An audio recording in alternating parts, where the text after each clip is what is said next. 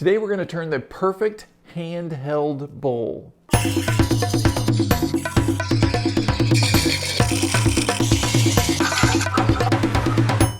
Hi, I'm Kent and welcome to Turn a Wood Bowl. Today we're going to use this piece of green wood. This happens to be pecan and it happens to be quarter sawn. And we're going to use this to turn a really cool, simple looking, elegant bowl that's great to be handheld. This bowl will be perfect for rice or soup or for whatever you would like, but it's going to fit in our hands perfectly when we're done. So we're going to take this over to the bandsaw and get started. Okay, I'm looking at the orientation of the grain on this and I want to see what's going on. I've actually got a little bit of the pith area in here I'm a little bit concerned with, but I want to get the biggest piece out of this that I possibly can. And you can see that I have heartwood, that's the darker wood, and sapwood, that's the lighter wood on the side there. And I think those two are going to be really nice running through the bowl. This is a 3 to 4 teeth per inch saw blade that I'm using on the bandsaw. And I'm just letting the blade do the cutting. I don't want to force the wood through there too quickly. If you notice, I keep that little center awl that's holding the circle in, and I keep it perpendicular at about a 90-degree angle on the side of the blade. And I'm rotating the blank around that as I'm making the cuts. Here I'm just letting it cut through there. That little bit of pith area was a little bit hard. I didn't want to force it and overheat the blade, so I'm just going to take my time and let the blade work through the wood. Here you can see how I'm pivoting around that center point on my circle template. I basically have just a really simple cutout set of discs cut out of cardboard that I keep on the wall, and I'm able to grab whatever one's closest as far as size. Alright, that's looking pretty good. I do have a little bit of bark enclosure there that I need to be concerned with. And I've got that pith area on the other side, so those will need to be turned away. There's the pith area. So I got to decide which side is going to be up. And what I'm doing here is I'm trying to decide what area is going to have the cleanest surface area for the rim of the bowl, and it's going to be that front piece right there. So I'm going to mount that to the headstock. I'm using a 4-spur drive center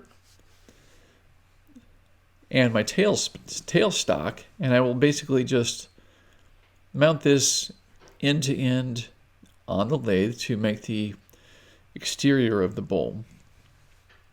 I want to make sure that tail stock is nice and secure. Now before I start any project like this, I always sharpen my bowl gouges. I'm using the one-way Wolverine Varigrind system. This is my 1/2-inch 55-degree bevel swept back bowl gouge. The V-arm that I place the Varigrind jig in is already set to the right depth so that when that front bevel hits it, the wheel, it's at a 55-degree angle. And then what I'm doing is just cleaning up those bevels. As soon as those are clean up to the top cutting edge, it's sharp. I don't need to remove much material at all. And while I'm here, I'm going to also sharpen my 5/8-inch bowl gouge, which has the exact same profile. Now, I've actually created these two profiles on these bowl gouges. You can buy bowl gouges similar to this, but you can also shape the bowl gouge the way you would like. I cover all of that in my tool sharpening online e-course. You can check that out and go to turnawoodbowl.com/sharp and you can check out that course. Okay, so with both the tools sharp, I'm going to go over to the lathe and I'm going to remove material. The first tool I'm going to use is my 5/8-inch swept back bowl gouge. Now the reason I use the 5/8-inch is because it's a larger bowl gouge and it's going to help me rough out and remove material quicker than a smaller bowl gouge. It's really that simple. The larger the bowl gouge, the bigger cutting area that it will have, and the quicker it will remove material. I could do all this work with a really dinky bowl gouge, but it's just going to take longer. And I'm simply just removing material to get it out of the way at this point. So I'm going to cut back these corners and start shaping the bottom exterior of the bowl.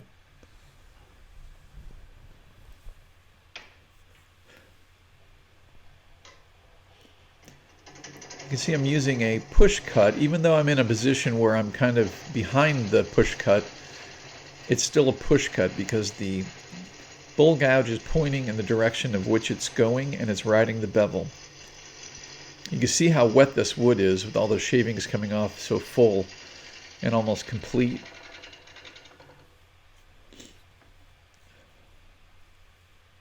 Look at that wood grain. It's going to be a really pretty piece.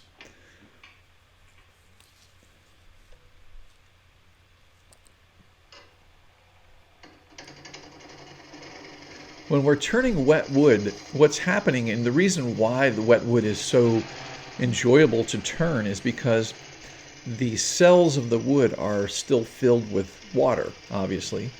But what that's doing is it's actually keeping those cells plump, and it makes it easier for the sharp blade to cut through them. Versus as they dry, depending on what species of wood we're turning, when those cell fibers dry out, they have a tendency to get smashed and break, and they don't cut as smoothly as they do when they're filled with water. It would be the equivalent of having like paper straws, for instance. If you imagine those cells going through the wood as like paper straws, well, if you have paper straws that have been filled with water and perhaps frozen, so we kind of use the frozen analogy as that the water being trapped inside those cells, well, they're very solid and they're going to cut very smooth. However, when those straws become dry and they're hollow, they're going to be brittle, and that paper on the end of it's going to tear when we try to cut it, and it's just going to be a different experience than when they're full of water. So that's one of the big advantages of turning wet green wood. Those fibers are all full and they cut very even and very consistent throughout. So you don't have a big variation between the side grain and the end grain like you do with drier woods. So here I'm shaping the tenon and the shoulder for the tenon.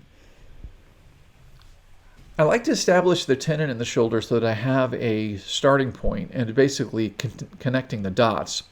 Now I can see where the base of the bowl will connect to the rim of the bowl, and I essentially need to create the curve that's going to get there. So I've switched over to my 1/2 inch swept back bowl gouge. This is going to give me a little bit more detail.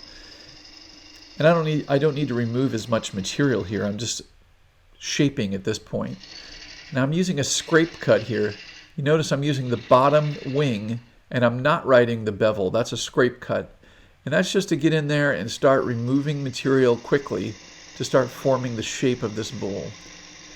Now as I'm cutting, I'm watching the top edge of the bowl. I'm not watching the tool as much. I'm watching the right side on the screen right now. I'm watching the top side of the bowl or the right side of the screen right now to see what that shape's looking like as it's being created. I've got a little bark on the side there. I still have some of that pith area, but it's actually more of a design than anything, which is kind of nice. I don't think there's too much underneath there.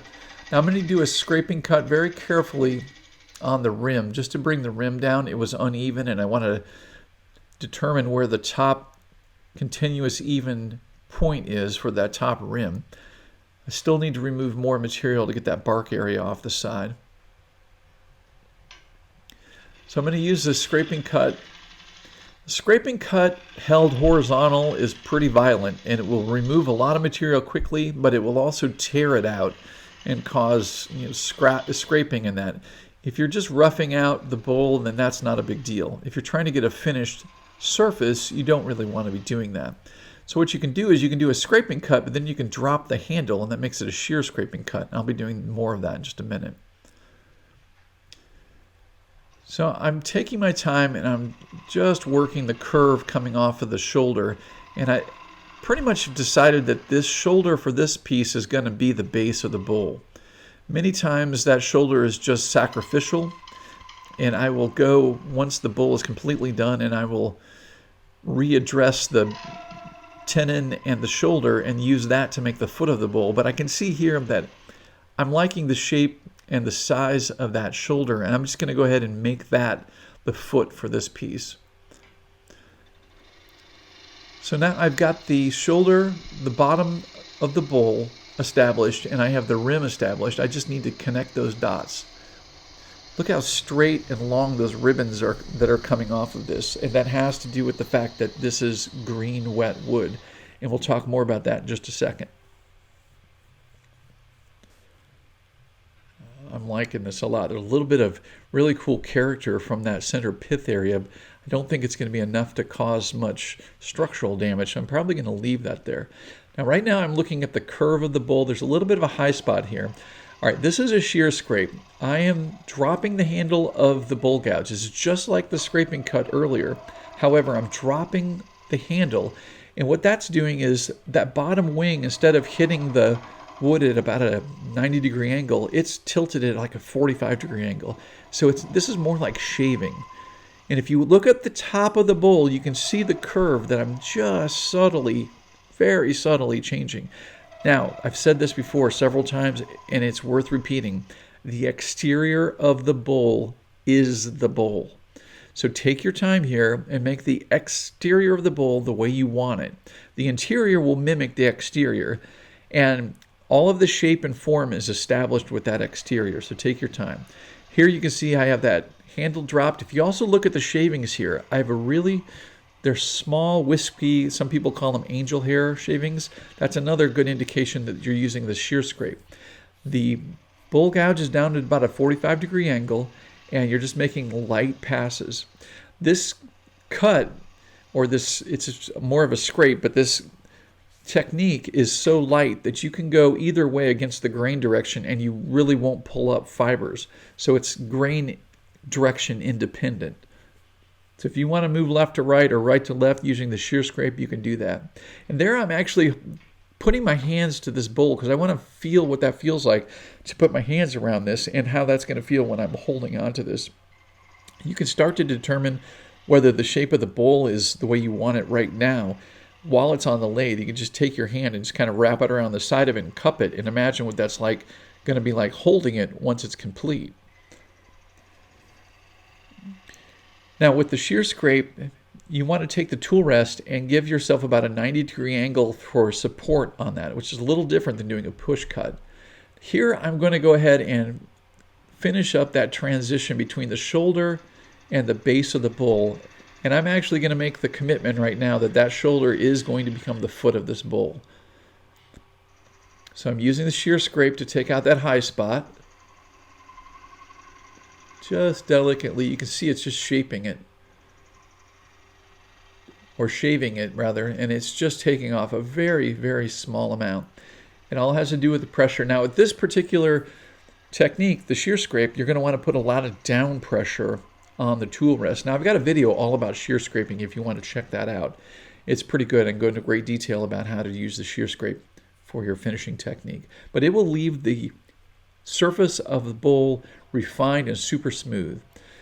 Here I'm switching over to my 3/8 inch spindle detail gouge. Now I use this tool very seldomly, but primarily for this dovetail angle for the tenon. Now if you have a tenon with a dovetail, you want to make sure you're matching that angle of the dovetail so that your tenon grips it. And you want to make sure that you're not leaving any material down in the little crevice of your tenon. You want to make sure that's good and cleaned out. Now while I've got the bowl in this position, I'm also going to go ahead and sand this. I'm going to work through the various grits. This wood is very wet and it will fill up the sandpaper a bit. I don't really do much wet sanding, and I may explore that a little bit more, but for right now, the surface will actually dry up a bit and it will take to the sanding very, very quickly. I'm going to work a little bit of paper right under that little edge next to the foot of the bowl. I'm working through the grits. I'm working from 120 to 180 to 240 and then 320 grit. And I'll have a nice smooth finish when I'm done with this exterior. You really want to make sure you're wearing a good quality respirator when you're sanding like this.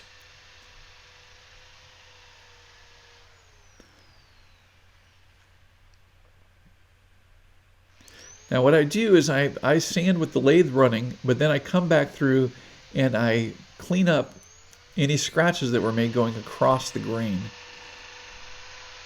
So we turn the lathe, and I take the speed of the lathe down to about half the speed that I was using when I was turning. It doesn't need to be turning that quickly. You've got rotation from the drill and you got rotation from the lathe. You have plenty of rotation. You don't need it to go super fast.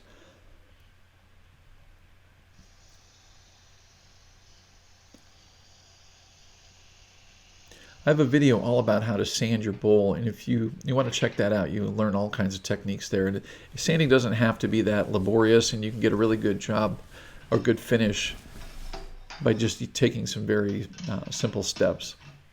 All right, I'm going to switch over to my 4-jaw chuck, and we're going to reverse this bowl.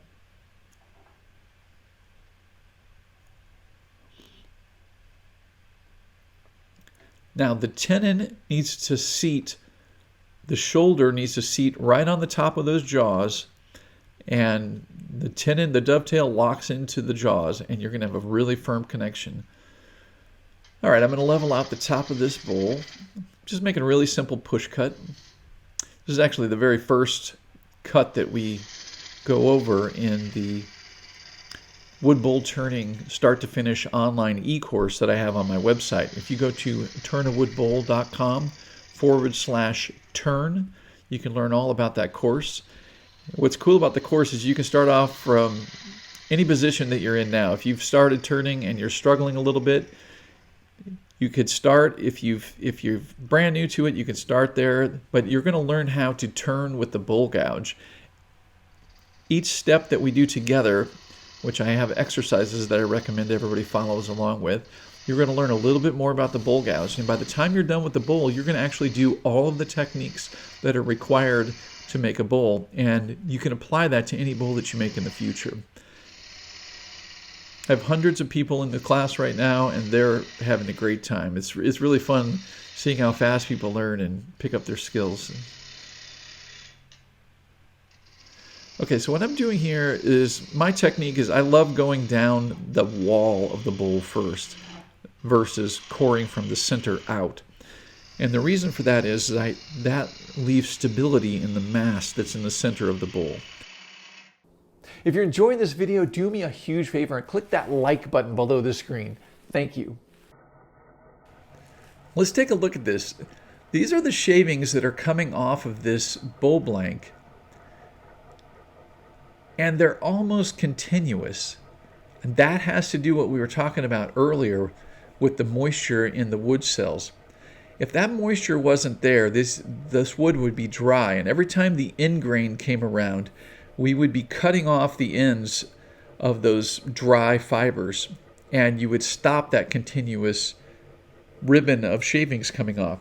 But because those end grain fibers are so full of water, they're able to almost come off continuously as we're looking at this. I love looking at a slow motion video of this. It's pretty cool.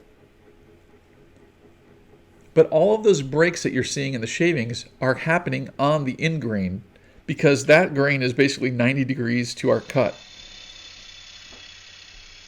So here I'm making the bevel of the bowl gouge parallel to the exterior of the bowl.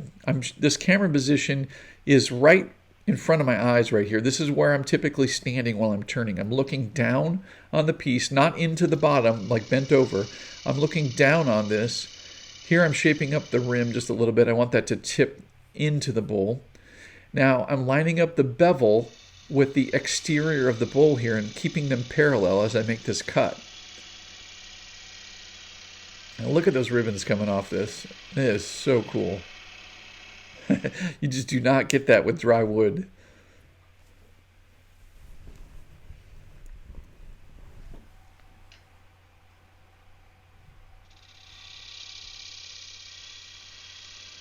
So I'm establishing my wall thickness, and the way I work with the wall here is I'm going to establish the thickness, and then I'm going to clear out an area like you're seeing here, and then I'm going to move the wall down and match that same thickness. All right, let's take a look at this. Now here's what's happening. So this is a little bit larger diameter compared to the other slow motion. The ribbons are coming out at us, but if you look, there's a cutoff. Well, each one of those cutoffs is at the end grain. The side grain is a long ribbon that comes off, and that cuts in a row, but then the end grain interrupts that, and that's what makes it come off. The drier the piece is, the shorter, the more breaks you're going to have in those shavings, and you'll get smaller shavings, you get a lot more dust. Now think of it this way, compare it to like a resin turning. If you had a piece of resin that you're turning in here that's solid plastic, there are no grain structures and it's continuous. And you've seen that probably before where somebody's turning a resin bowl or a resin turning and they get covered in shavings because there's no break in those shavings. Well, with a side grain mounted bowl like this, the break in the cut is on the end grains. So each rotation, there's end grain twice on each side. And that usually is where the shavings will break off. Use your hands here, stop frequently and check with your fingers and make sure that you're getting the thickness the way you like. Now I'm using a technique here that I call the AHBCs of wood turning. There's a more common and easier to remember term that's called ABCs of turning, where you anchor the tool, which means put it on the tool rest, make sure it's anchored first, and then you rub the bevel and then you cut. Well, the problem, especially when you're first starting, is when you just rub that bevel, you can introduce the tool at just the slightly wrong angle and get a nasty catch. So instead of going anchor, bevel, cut, I go anchor, heel, bevel, cut. That's called the AHBCs of turning. And I have a video all on that if you want to check that out. The way that works is essentially you bring the tool up to the wood and let the heel rub a little bit. You don't want to push into it because it'll burnish it, but you want to let the heel rub a little bit. Well, if the heel rubs, you're not cutting anything, so you don't have to worry about anything, but it gives you orientation and it'll let you know where that tool is. And then you can move the handle enough so that the bevel's rubbing, and then you move it just a touch more, and then you engage the cutting tip. That's anchor, heel, bevel, cut. And the more you do this, it's kind of like riding a bike, the more it becomes second nature, so you don't have to worry about it so much. But you'll see, especially if you're just starting with this, that if you just rub the heel first and then the bevel and then cut, you'll have much more success. So right here is heel, bevel, cut. It's really subtle and it's kind of hard to see there, but that's what's happening. Now, with this particular cut, I have the bowl gouge open. This is the 1/2 inch 55-degree bevel swept back bowl gouge. I have it opened to almost the 12 o'clock position. So I'm starting out, and this is pretty dangerous to get a catch. I really don't want this bowl gouge to touch that material on the right. If that right wings hits that thicker material on the side, I'm going to get a nasty catch. So I was coming right up to that, but I was stopping. But if you're making a very light finishing cut like I was there, having the bowl gouge open is okay. You just need to be aware that it can become somewhat hazardous and you're going to get a nasty catch if you grab any large amount of material with the bowl gouge open like that. So I start with the bowl gouge closed to about the 130 position. See, it's rotated to the right to about the 130 position. And I make these quick removing cuts. This is just to get down to that wall thickness. And I've got a little bit of edge here. And so I actually pull back and I'm rubbing the heel as I pull back, and I can feel where the heel drops off on that higher spot. So I know where I need to come back in and cut. And I'm making a really light cut, and I make sure I stop before I get next to that thicker material. Then you always want to stop and check it with your fingers. If you take your time, your index finger and your thumb will tell you whether an area needs to be touched up a little bit more or not. And you want to check it often so you don't go too far and make that area down into the bowl thinner than the top area.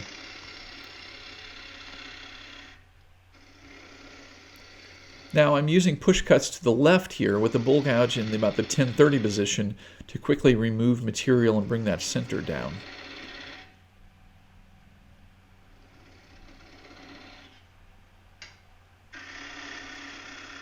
And then we rotate to the right and come back across again.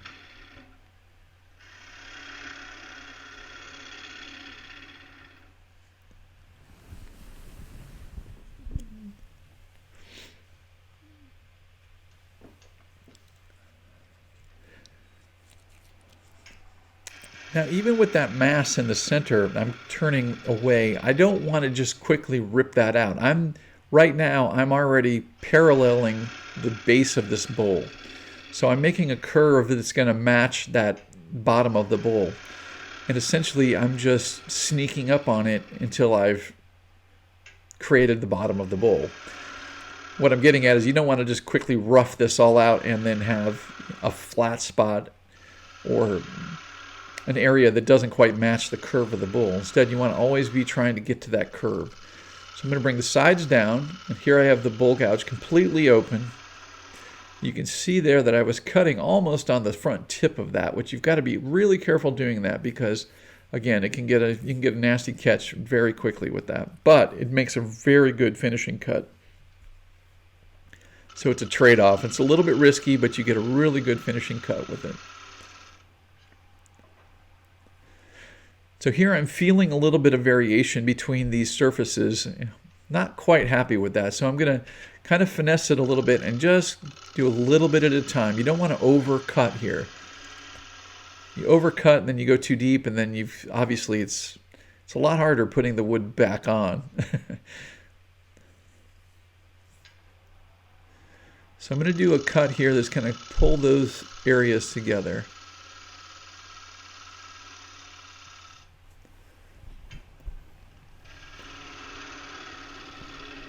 And I'll keep working the material away in the center. Now remember, you want to not push through that center so you don't tear out fibers. You want to let the tool cut that last little bit in the middle. That's the slowest rotation point on the bowl, is the very center. So it's going to take a little longer to cut that, and that's fine. Just let your tool do the cutting. You can see there's a flat spot in the bottom of this bowl. I'm just taking off very light layers, but I want to check that. Again, you'd rather stop before you've gone too far, just to confirm that you need to go a little bit farther versus going too far and then you won't be able to get it back. So just make a very light cut and following the curve of the bowl. I'm taking off less than 1 millimeter here.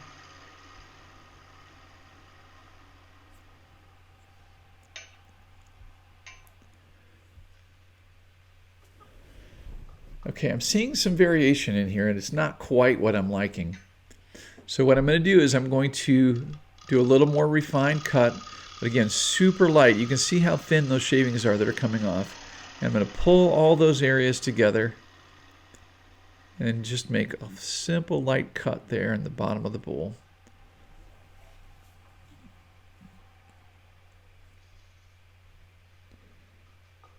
Feels good.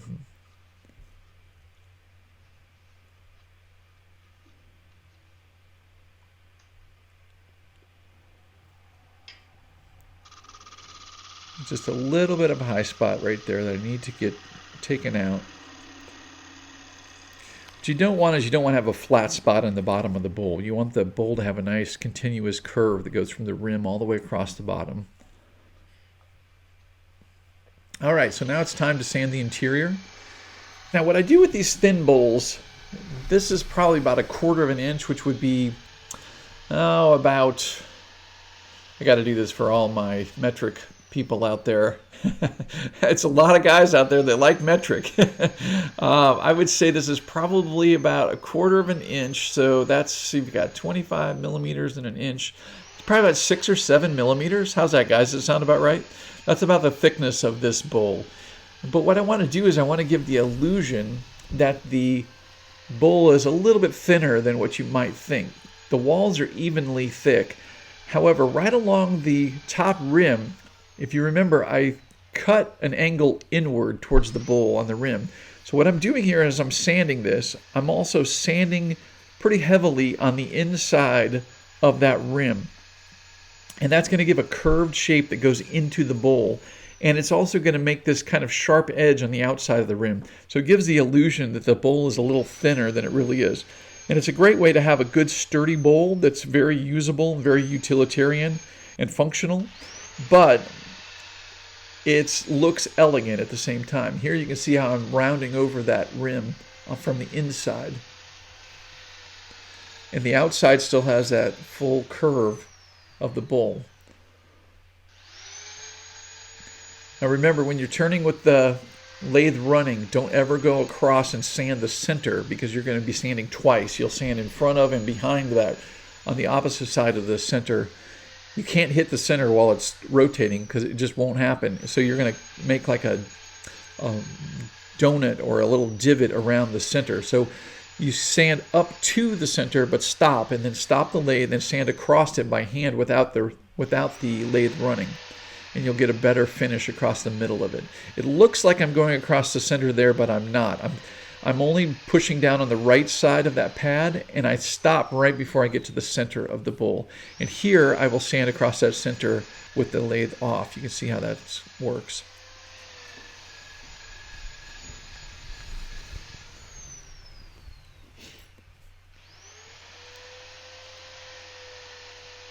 The surface of this wood dries up pretty quick and sands pretty well after it's had a few minutes to get some of the moisture off. All right, so we're going to take that off the lathe, and I'm going to go ahead and put on my jam chuck, and we'll reverse this bowl and take the tenon off and shape the foot of the bowl. I got to tell you, I'm loving this quarter sawn wood. Quarter sawn wood is a specific cut. Especially if you're getting large logs, you want to make sure you get some quarter sawn pieces out of there, because you'll be able to do something like this. If you want to learn more about quarter sawn bowls, check out my video all on that topic. I'll put a link up here for you. Okay, I put a pad inside the bowl to protect that surface that's already been sanded. But here's the great part. Because we used the end-to-end mount at the beginning, we can just match up that same little point in the bottom of the bowl with the tailstock, and we're already centered. We don't have to fuss with any kind of centering.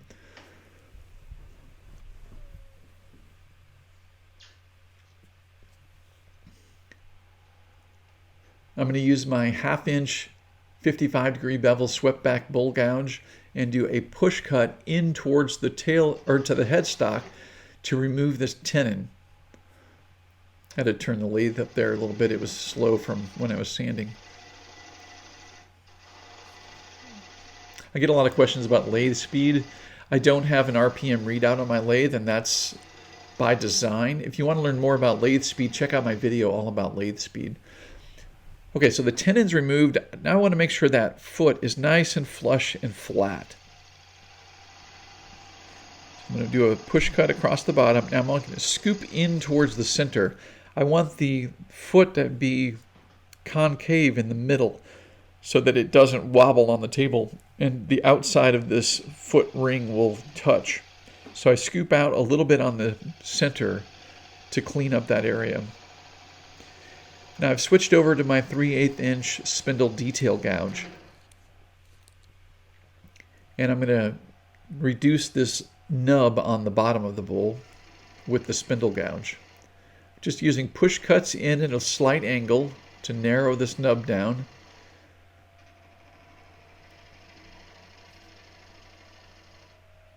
And then I'll do a push cut from the side to scoop out the inside bottom of the foot.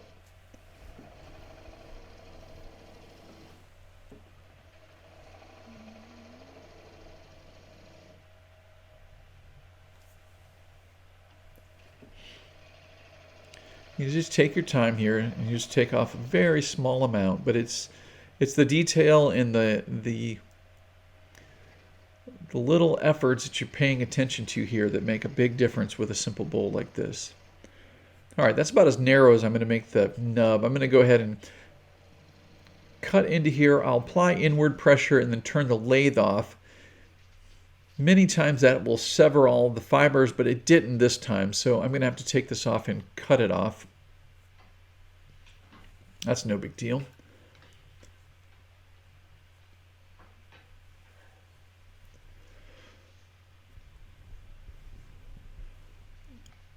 Now what you want to do here is you want to make sure that you don't damage any other areas of the bowl. And I don't want to tear out fibers, so I'm cutting it from a couple different angles. If I push from one side, I might pull out some fibers in the middle of the bowl. Unfortunately, I just dinged up the foot of the side of the bowl there, but we can fix that. So the nub area in the center, I will use my 2-inch mandrel with the drill, and I will sand that down. And I'm going to make sure that I flip this around so it evens out that area very well. If I sand from one direction, there's tends to be like a divot that's created there. I want to sand that down so I've got a nice curved concave interior. I'm going to take that over to the bench and we'll work on it over there.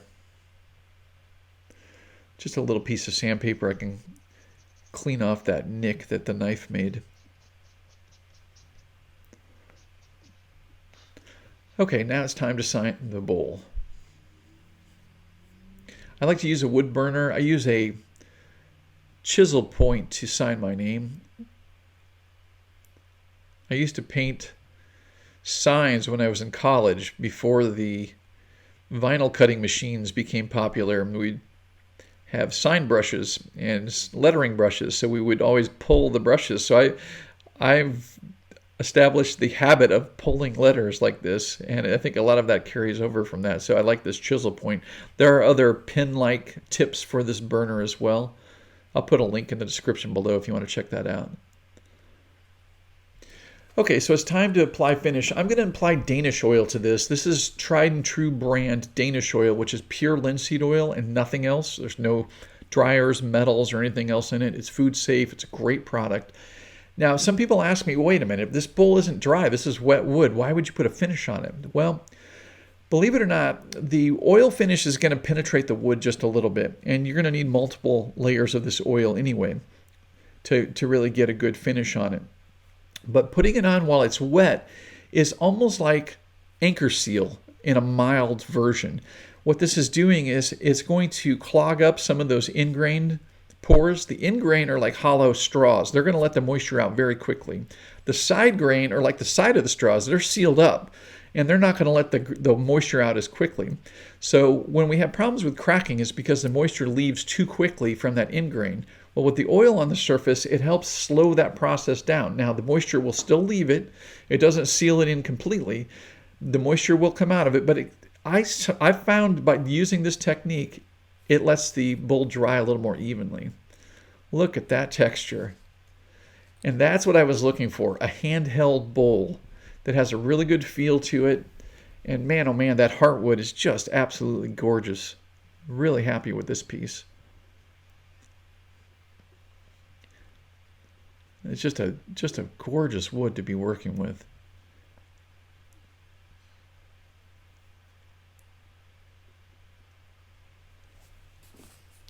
Well, there we go. A beautiful piece of pecan that was in a really green, wet state, which makes beautiful turning. You saw how beautiful those shavings came off this piece, which makes the whole turning experience that much better. If you can get your hands on green wood, especially a hardwood like pecan or something like that, it's such a joy to turn. And because this is quarter sawn, the contraction as this dries will be somewhat subtle. It'll kind of pull in from the sides a little bit. It may develop a little bit of an oval shape, but not too much. What I will be doing over the next few days or so is I'll be weighing this on a postal scale. And I usually measure it in grams because that gives me a little bit more accurate reading. And I'll be watching that weight decrease as this bowl dries. Because it was turned thin, it's going to dry relatively quick. And once that weight stabilizes, that's how we know when the wood is equalized, or we call it dry, but wood is never dry. You can have a piece of 100-year-old furniture that you inherited from your grandmother, and the wood that's used on it is not dry. It is equalized to its environment. So that's something to keep in mind. But I got to say, I'm really happy with this piece. Quarter sawn wood is just a joy to turn, and the results are stunning, especially if you have a heartwood where you get some color and some grain texture against a sapwood. You get a really nice contrast here, and I got to say this is pretty nice.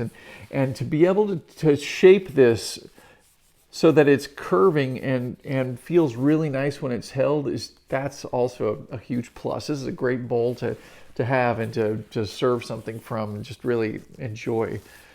You can actually feel that on the lathe. If you stop and just kind of let your hand just cup the side of this, you can feel what that feels like on the lathe, and you can kind of sense when you're getting to a shape that's going to be working well as a handheld bowl. That's something to keep in mind too when you're working the exterior of the bowl.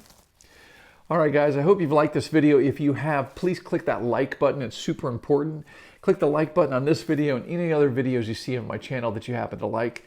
And if you're not already subscribing, do me a huge favor and click that subscribe button and ring that bell as well. That way you'll be notified when my next videos come out.